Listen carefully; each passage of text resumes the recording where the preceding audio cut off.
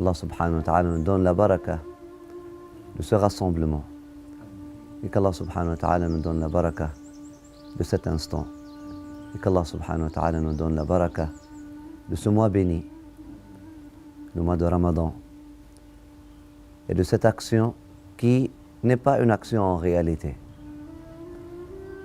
qui en sa réalité n'est qu'une abstention, de manger, abstention de boire, abstention de parler beaucoup, de dire des futilités, de perdre son temps, etc. Abstinence de tout excès. Un mois pour cultiver ce sabr, on l'appelle patience, mais aussi c'est un mois pour cultiver cet amour divin. Qu'Allah subhanahu wa ta'ala nous donne et vous donne la baraka de l'auteur de ce livre, Ihya Ulumuddin, Imam al-Ghazali, qui, comme dans toute affaire, expliquée dans son livre, insiste à ce qu'on trouve les secrets, les actes d'adoration, des ibadat, afin que ces actes-là, ces routines-là ne deviennent pas des routines vides, afin que on puisse réaliser la raison d'être de chaque acte d'adoration, parce que le secret de quelque chose, c'est la raison d'être, c'est l'essence de quelque chose, c'est la finalité de quelque chose. Si vous voulez atteindre le secret de n'importe quoi, cherchez donc la finalité. Imam al-Ghazali nous explique les finalités, la valeur, l'honneur, les mérites du jeûne. Au nom de Dieu, le tout est très miséricordieux, le plus proche de nous que nous-mêmes, celui qui ne cesse de nous rapprocher à lui et de se rapprocher de nous. La louange est à Allah, qui dispense magnifiquement à ses serviteurs sa grâce,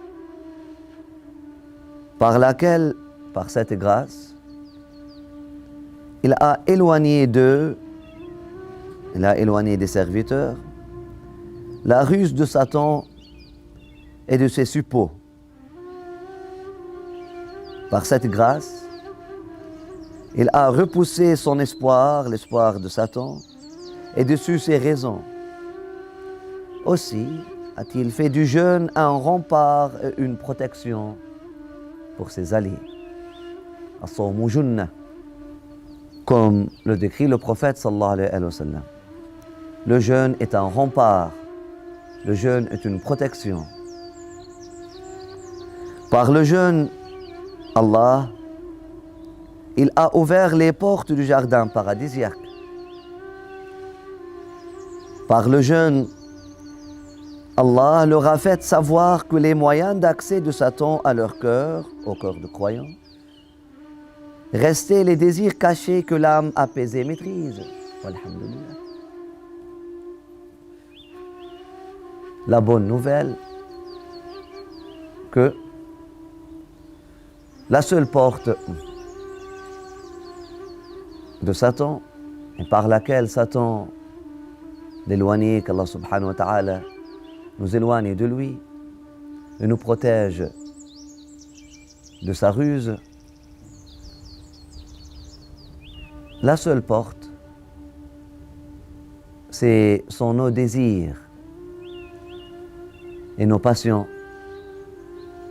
alors que l'âme apaisée, elle, l'âme qui s'est purifiée, l'âme qui s'est détachée de ses désirs, de ses passions, l'âme qui a aspiré à Allah subhanahu wa ta'ala, aux auteurs spirituels, et qui est devenue apaisée par la proximité d'Allah subhanahu wa ta'ala, elle maîtrise ses désirs, elle maîtrise ses passions, et donc elle a fermé la porte.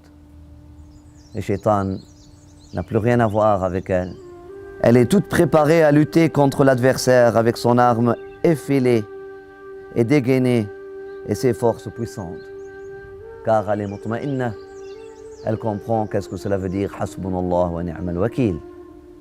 Et celui qui prend Allah subhanahu wa ta'ala pour allié, qui peut le vaincre?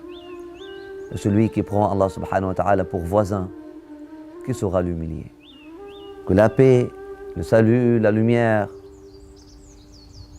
de notre Seigneur continue de nourrir la paix, le salut, la lumière et la vie éternelle de l'esprit de notre guide bien-aimé Mohammed, ainsi que notre connexion à lui et ses héritiers bénis au cœur sanctifié.